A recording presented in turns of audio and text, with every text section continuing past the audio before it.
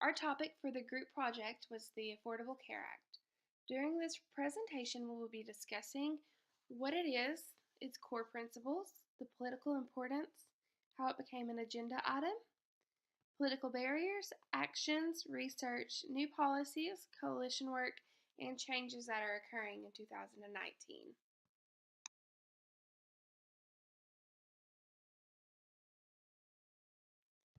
The Affordable Care Act is also referred to as the ACA and Obamacare. The Patient Protection and Affordable Care Act was signed into law March 23rd of 2010.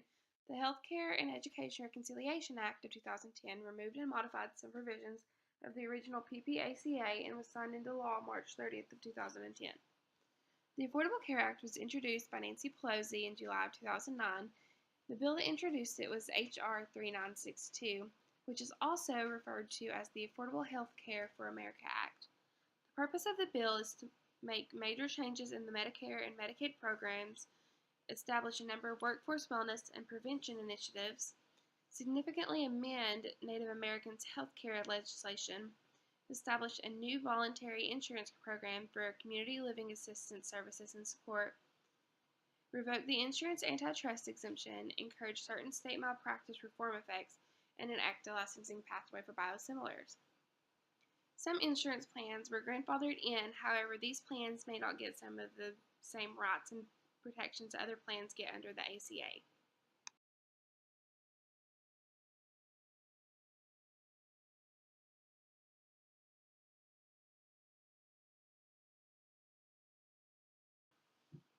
The Affordable Care Act has 5 core principles, the first being to impose an individual mandate. This means that individuals who are not covered by Medicare and Medicaid are required to have health insurance or pay penalties. Insurances can no longer deny coverage for pre-existing conditions, revoke existing health insurance coverage when a person becomes ill, or impose annual and lifetime limits on benefits. Annual limits are when your insurance company set a yearly limit on what they will spend on essential health benefits for you, and lifetime limits are when insurance companies set a dollar amount on what they will spend for you over the years that you have that plan. The second core principle is to strive to provide affordable coverage. Both lower income individuals and families, along with middle income individuals and families, can receive financial assistance to help pay for health insurance. Insurance companies have to annually report the share of premium dollars spent on actual medical care and provide the customer rebates for plans that spend a lower percentage of premium dollars on medical services than that required by the Affordable Care Act. This also means that rate review helps protect you from unreasonable rate increases. If your rate increases more than 10% before raising your premium, then the insurance company has to provide a public explanation on why this is happening. It also means that insurance companies need to spend at least 80% of the money they take in from premiums on healthcare costs and quality improvement activities, and the other 20 can go to administrative overhead and marketing costs. If your insurance doesn't meet the 80-20 targets for the year, you get some of the premium that you paid back. The third core principle of the Affordable Care Act is to require an employee mandate. With the exception of small businesses, employers that do not provide qualifying health insurance coverages will be subject to an additional tax. Small employers will be encouraged to provide health care coverage through a new tax credit. This also protects you from employer retaliation. It's against the law for the employer to fire or retaliate against you because you got a premium tax credit when you buy a health plan in the marketplace. It's also against the law for your employer to fire or retaliate against you if you report violations of the Affordable Care Act. The fourth core principle is to cover preventative health services. New group health insurance plans, as well as individual health insurance policies, have to provide first dollar coverage for certain preventative services and immunizations. The fifth and final core principle of the Affordable Care Act is to transform the healthcare delivery system. This means that funding is provided for research and demonstration projects to test payment and service delivery models designed to reduce healthcare costs and improve the quality of care provided. It also means that you can pick your doctor and you don't need referrals for OBGYN services. You also have access to out-of-network emergency room services. This means that insurance plans can't require higher copayments or coinsurance if you get emergency care from a hospital outside of your plan's network.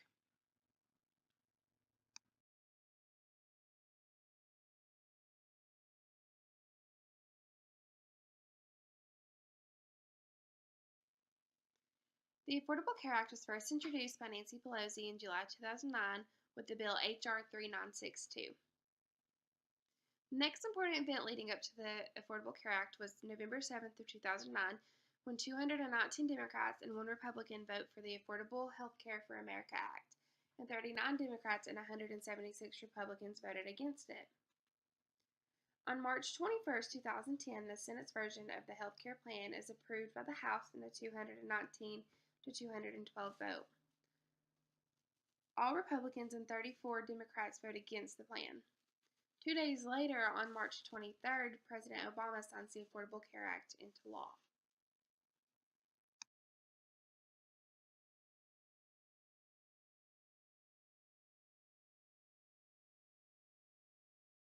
The Affordable Care Act became an agenda item when the United States was ranked 27th in regard to the best healthcare system by the World Health Organization.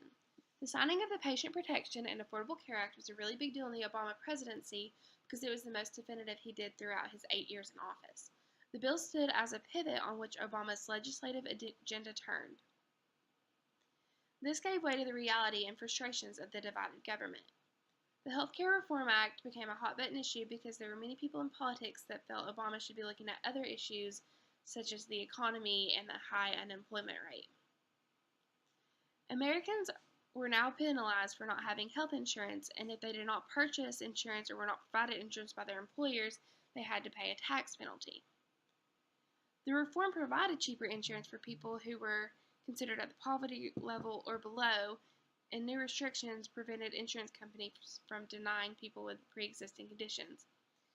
The biggest issue people had with Obamacare was that it was forcing them to spend money that they didn't already have, and they felt it was unfair. It also meant that insurance companies could not cancel or deny insurance plans based on your insurance application. So if you made a mistake prior to, they were able to take away your coverage, declare your policy as invalid, and ask you to pay any money back that they'd already spent on your medical care. Your insurance company can still cancel coverage if you put false or incomplete information on your insurance application on purpose. They can also cancel coverage if you don't pay your premiums on time.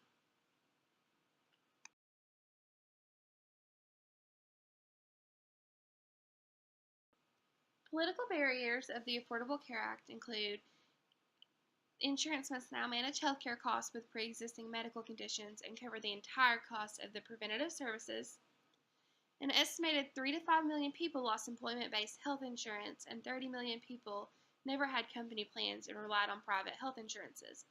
Insurance companies canceled many of their plans because their policies didn't cover the ACA's 10 essential benefits. For those that were grandfathered in, they still had their plans, but they were missing out on some of the protection and actions that the ACA now established.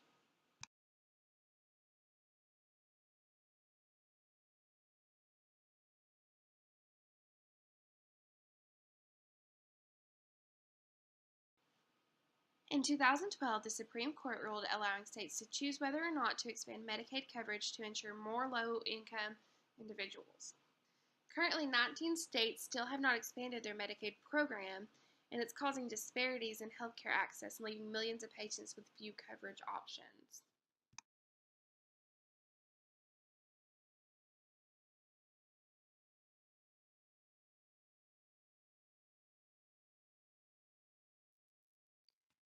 The Affordable Care Act established many new advances in patient care.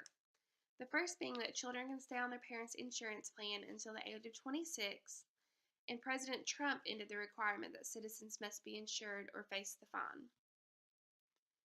The healthcare law protects you because it requires insurance plans to cover you when you have the pre-existing health conditions, including pregnancy, and they can't charge you more fees or premiums.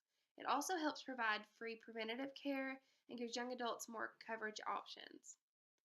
It ended the lifetime and yearly dollar limits on coverage of the essential health benefits, and it helps you understand the coverage you're getting. Insurance companies are required by law to provide you with a summary of your benefits and your coverage, and it must be at the level that anyone can understand it. The Affordable Care Act also helps to hold insurance companies accountable for the rate increases, and it makes it illegal for health insurance companies to cancel the health insurance just because you get sick. It protects your choice of doctors and protects you from your employer retaliation if you choose to go with a different health plan or if you report their health insurance for not being in compliance with the Affordable Care Act. The additional rights and benefits offered to you because of the Affordable Care Act are breastfeeding equipment and support, birth control methods and counseling, mental health and substance abuse services, which is so much needed in our healthcare system because mental health is so highly neglected. It also gives you the right to appeal a health plan decision and the right to choose an individual marketplace rather than using the one your employer offers you.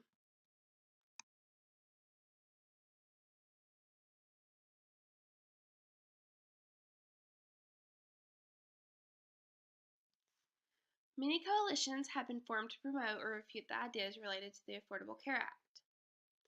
Tennessee has one in particular called the Coalition for a Strong Tennessee, and its goal is to publicly make known the advantages of having a comprehensive, high-quality healthcare system available for the residents of the state. Coalitions are created to bring out collective action at the local, state, and national level, and the power of the coalition lies in the ability to bring people together from the diverse perspectives and clearly define purposes to achieve common goals. Heritage Action for America started a coalition and wrote a letter to Congress for no Obamacare bailouts for the private insurance companies. And Families USA led a letter signed by 100 national organizations representing 29 states and over 200 organizations itself to congressional leadership urging Congress to protect critical health programs and reject the proposals. The signatory organizations represent patients, providers, faith community, labor, and other stakeholders who are asking Congress to set aside an agenda of undermining progress we have made and to instead work together and find real solutions to continued problems in the healthcare system. This group also fought to repeal the Affordable Care Act.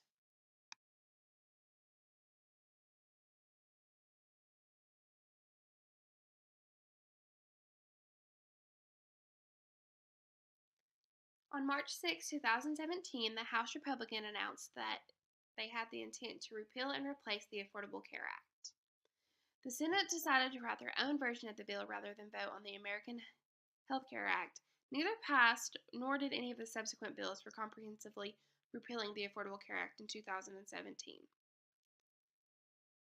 Insurance companies are still required under the Affordable Care Act to offer reduced cost sharing to low-income customers, but it will have to come out of their own pockets. This does not affect the other government subsidies called advanced premium tax credits, which are available directly to qualifying consumers at certain income levels for help in paying monthly premiums, so qualifying consumers can still buy the Affordable Care Act plans using government subsidies. October 12, 2017, the federal government announced that it will no longer fund the cost-sharing reduction payments. And on November 1st, 2017, open enrollment begins and is only 6 weeks long. In previous years, the open enrollment was 3 months long, running from November 1st to January 31st in most states. December 20th, 2017, the GOP's tax bill passes.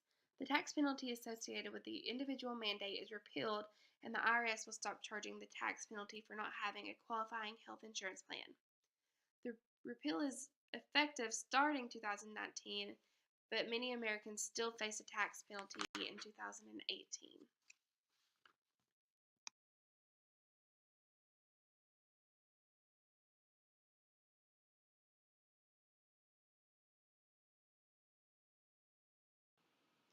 There are many changes occurring in 2019 related to the Affordable Care Act.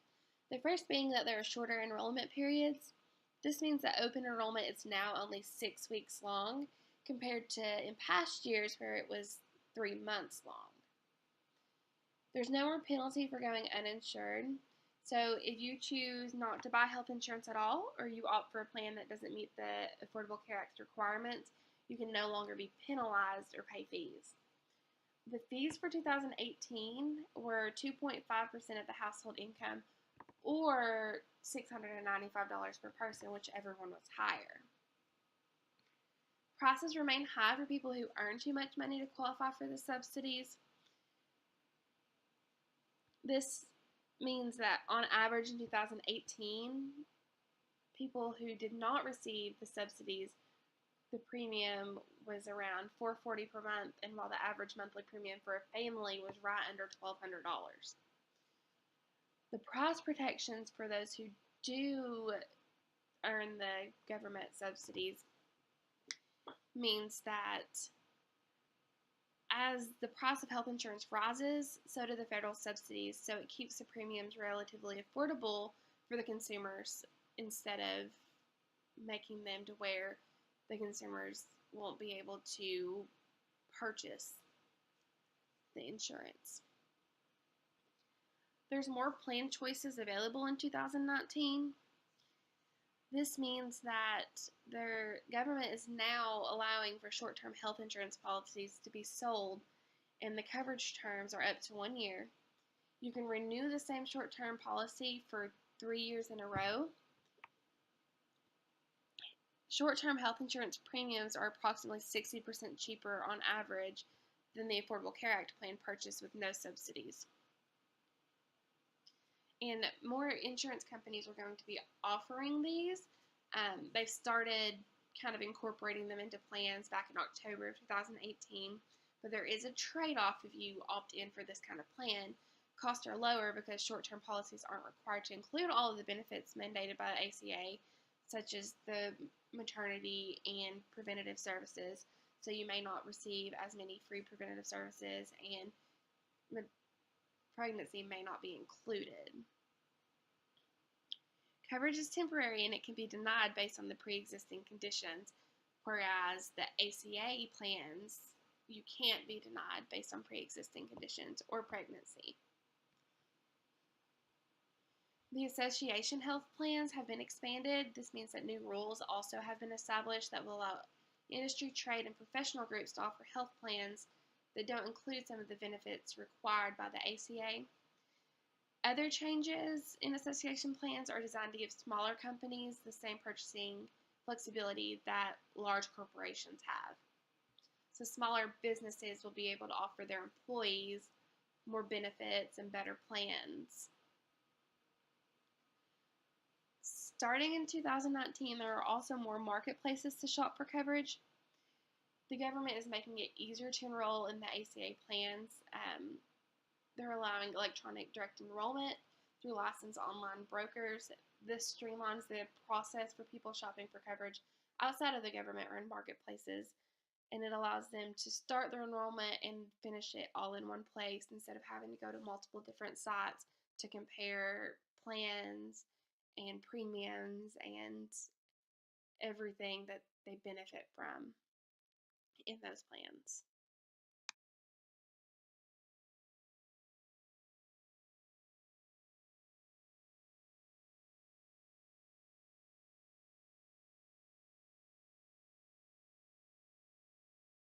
In review of the presentation, the Affordable Care Act provides affordable insurance to individuals, and there's no longer the tax penalty for not having the insurance coverage.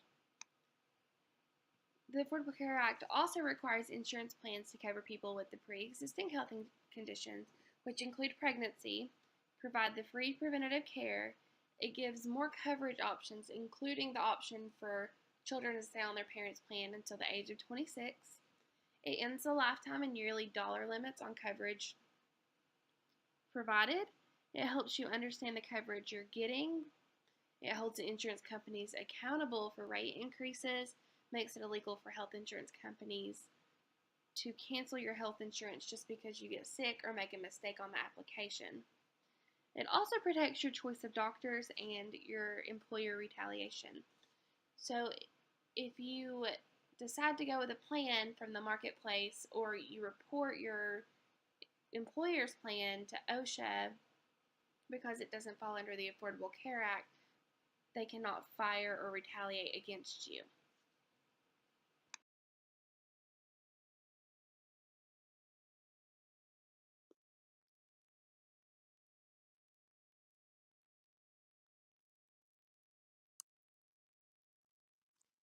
Who first introduced the Affordable Care Act? A. Nancy Pelosi, B. Barack Obama, C. Rahm Emanuel, or D. Donald Trump?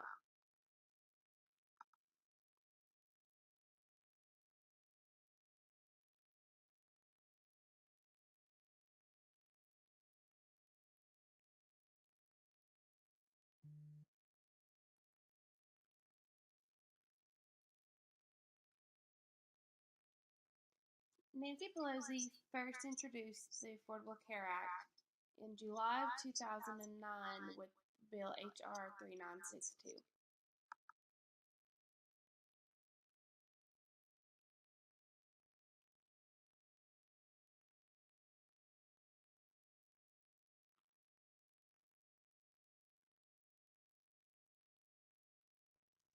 What was the purpose of the Affordable Care Act? A. To restrict insurance companies. B. Provide affordable insurance for consumers. C. Raise insurance premiums. Or D. Discourage consumers from insurance.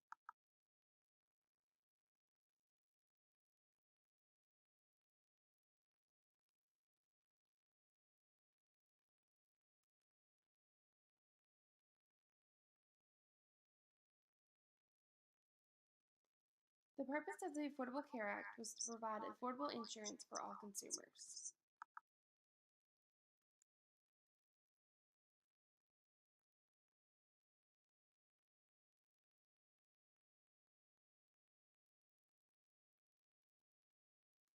What are the core principles of the Affordable Care Act? A. Provide a list of local healthcare systems. B. Impose an individual mandate. C. Eliminate preventative services. D. Strive to provide affordable coverage. E. Transform the healthcare delivery system.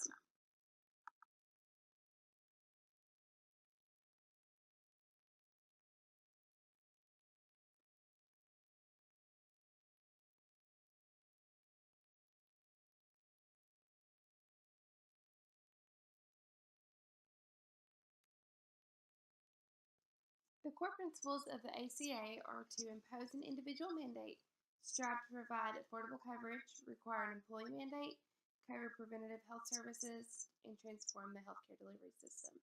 So the correct answers to this were B, D, and E.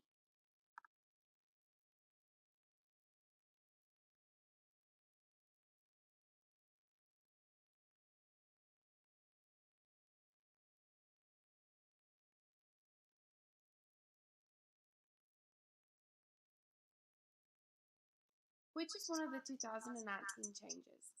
A. Subsidies are lower. B. Consumers have less options. C. Open enrollment is 6 months. D. There will no longer be a tax penalty for not having insurance.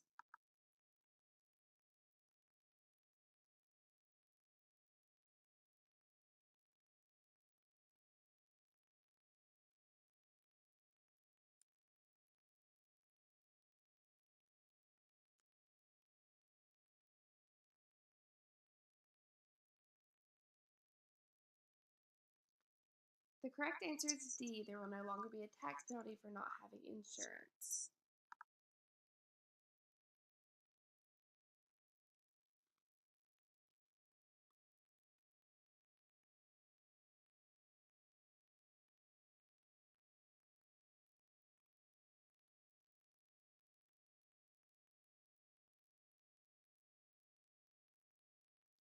What is the purpose of a coalition? A. To riot. B. Create diversity. C. To advocate for a common goal at the local, state, and national level. Or D. To plant flowers in a park.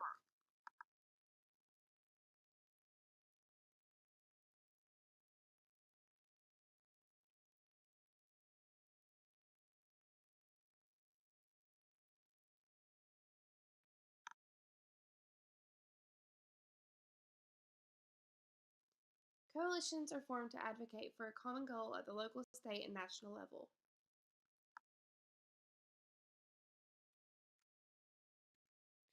How long can a dependent stay on their parents' insurance? A. Age 18. B. Age 30. C. Age 21. Or D. Age 26.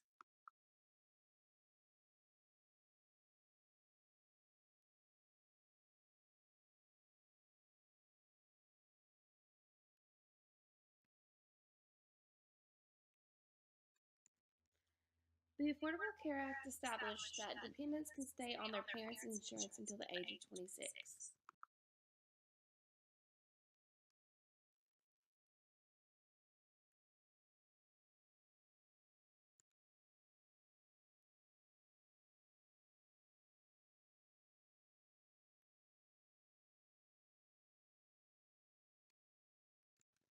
How did the Affordable Care Act become an agenda item?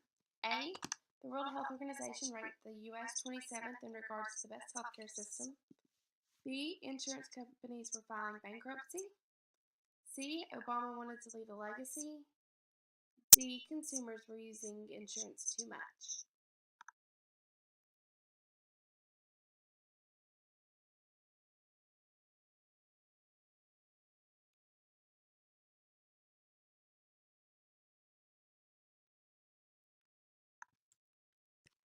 The Affordable Care Act became an agenda item when the World Health Organization ranked the U.S. 27th in regards to the best healthcare system.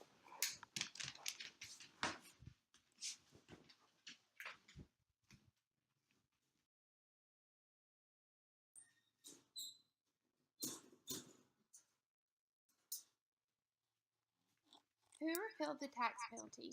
A. Nancy Pelosi. B. Barack Obama. C. Donald Trump. Or D. Hillary Clinton.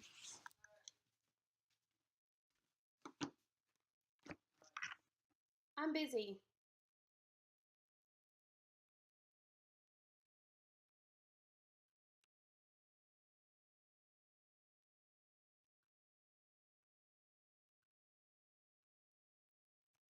The correct answer is C. Donald Trump.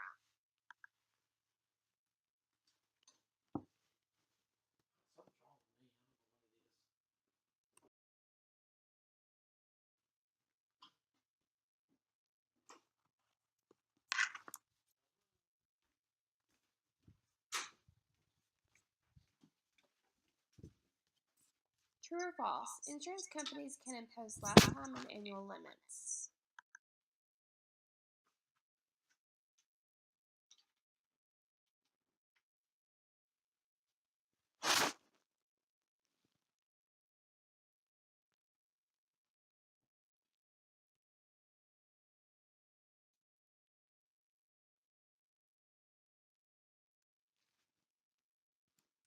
False. The Affordable Care Act made it illegal for insurance companies to impose lifetime and annual limits.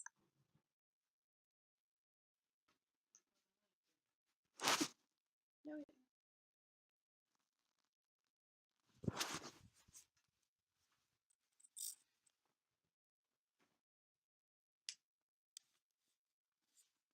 Thank you for taking the time to review our presentation. We have created a handout to go along with the presentation, so make sure that you do view that. And if you have any questions or concerns, please let one of us know and we will try to answer your question or address the concern to our ability. If not, we may have to reach out to Dr. Blakemore. Thank you.